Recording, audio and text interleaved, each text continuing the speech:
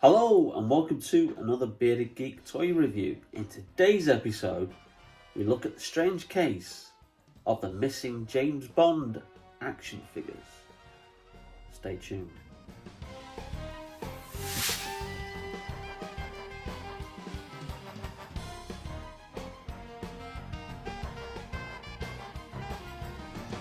Hello and welcome back to the channel.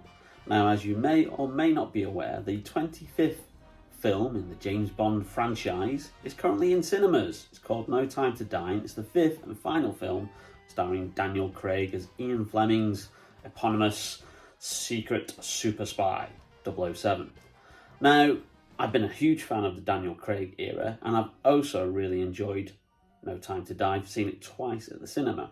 The first time that I saw it, it reminded me of the story of several years ago when Corgi Toys actually announced a James Bond range of action figures. Now, we'll talk about that in more detail in a couple of minutes. First of all, here's a potted history of toys in the James Bond series.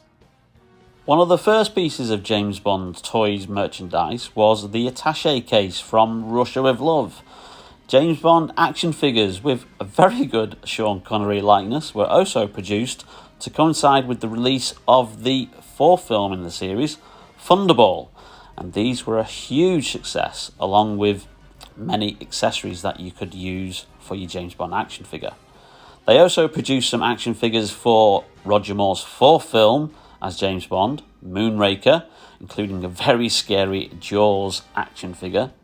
And then later on, we then got a commemorative Action Man range for the release of the Pierce Brosnan James Bond film Tomorrow Never Dies.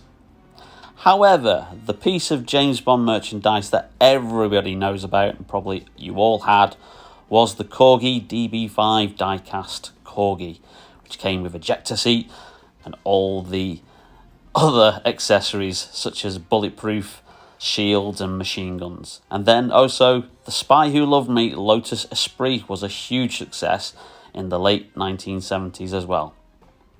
Corgi then produced a range of metallic action figures in 1999, but unfortunately these weren't successful and soon stopped. Now, as mentioned there, obviously the most famous toy is obviously the Aston Martin DB5. And I do actually have a larger version here, and this is just a generic one, die-cast 1/8, I think that the scale is.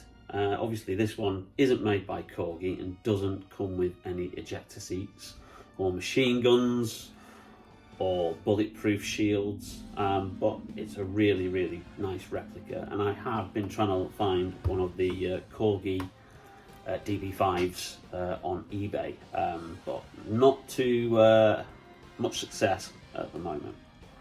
Now, obviously Corgi Toys have had the James Bond die-cast license for several years, since 1964 when Goldfinger was released.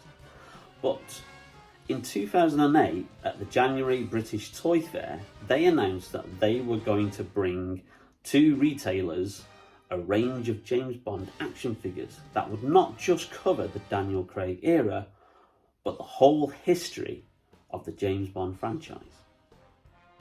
Several prototype figures were shown at the January Toy Fair, including Daniel Craig as James Bond, Le Chiffre and Mr. White, and M from Casino Royale, as well as Scaramanga, Jaws and Oddjob, villains from the old movies. Now, as you saw in those pre-production pictures that were taken at the Toy Fair in 2008, Corgi announced it with a big fanfare and said that these figures would be in stores by October of that very year, to coincide with the release of Daniel Craig's second James Bond film, Quantum of Solace.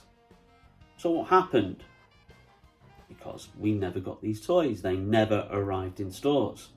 And obviously fans were waiting for them. And at first we thought that, as usual, as sometimes a lot of toy lines do, the range got delayed. And that was the initial buzz that was online when people were questioning it on toy forums. And I remember I was on one of the toy forums actually related to Doctor Who toys, and there was a poster on there who was actually working for Design Works, and they were the company who were in charge of designing the figures and doing the sculpts for the faces.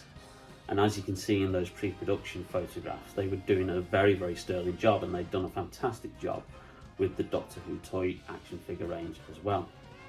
Now, they said initially that it was delayed and that the figures should hopefully be hitting stores in 2009, probably around about Easter time, to coincide with the DVD, Blu-ray and home video release of Quantum of Solace. And again, that date came round, still no sign of any action figures.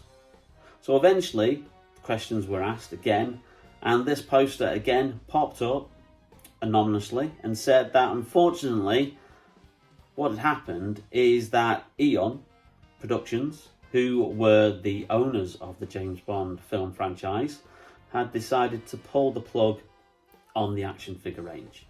Their reasoning being that a range of action figures didn't quite fit the James Bond brand.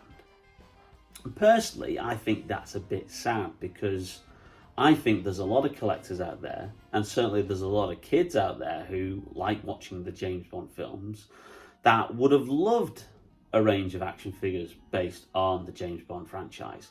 Who wouldn't have wanted action figures of Sean Connery, George Lazenby, Roger Moore, Timothy Dalton, Pierce Brosnan and Daniel Craig? You've had them all lined up in a display. Kids would have done the ultimate James Bond adventure with all 6 Bonds meeting and coming together to defeat Blofeld or Jaws or Oddjob. It would have been fantastic. So unfortunately, we've never had a action figure range for James Bond since. We have had Hot Toys and Sideshow Collectibles, which are the very, very expensive 12-inch figures that you can get, which are normally around about £300 to £400 a pop. You know, but unfortunately, I'm not a fan of those particular figures, and they're very niche. They're only produced in very, very small, limited runs, and they're not widely available. So I do think it was a misstep from Eon to put a kibosh on Corgi's planned range. And I do hopefully think that one day they might reconsider and we might actually get a proper action figure range of James Bond action figures in the future. Who knows, when the 7th actor to play the role is announced, perhaps they'll coincide that with an announcement of a James Bond action figure range. We can only hope. So I hope you like that quick video, just detailing the history of what happened to the missing 2008 James Bond action figure range that unfortunately we never got to see. If you did, leave us a like, and also if you haven't subscribed, hit that subscribe button, and also the notification bell to be notified whenever we put up any videos in the future. But in the meantime, I will stay safe, take care, and there'll be more fun videos from Bearded Geek Toy Reviews very, very soon. See you later.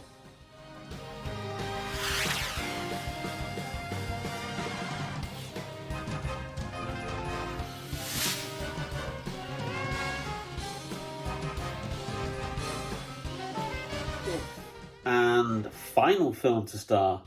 No, that's wrong. James Bond. No, 25th film. But